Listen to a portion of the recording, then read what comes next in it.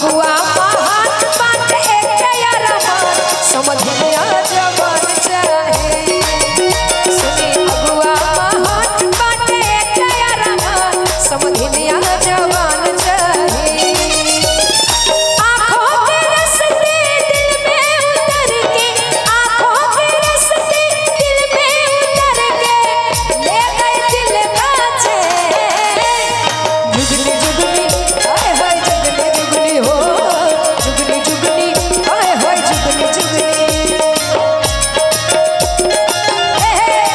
या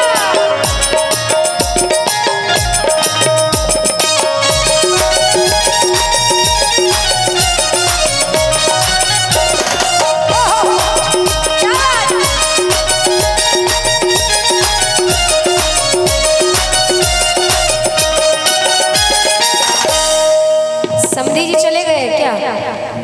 अच्छा इधर भी समधी बैठे हैं। हाँ ये समधी जी है।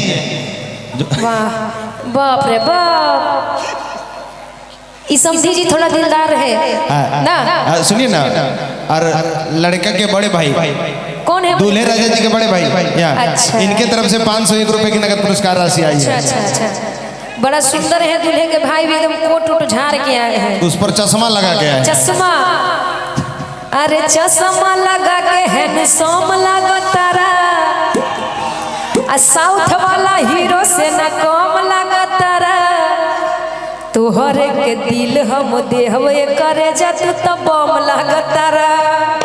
देखिए कितना खुशी हो गए।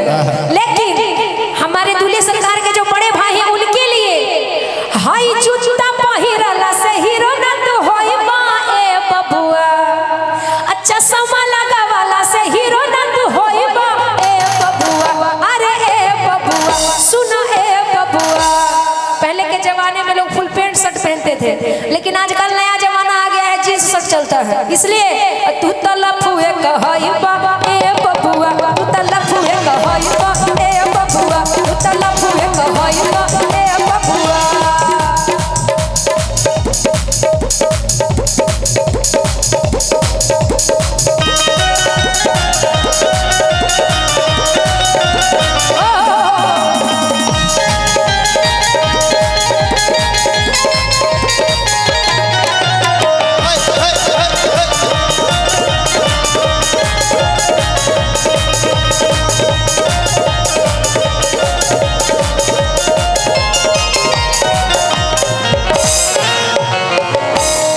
आनंद आए थे।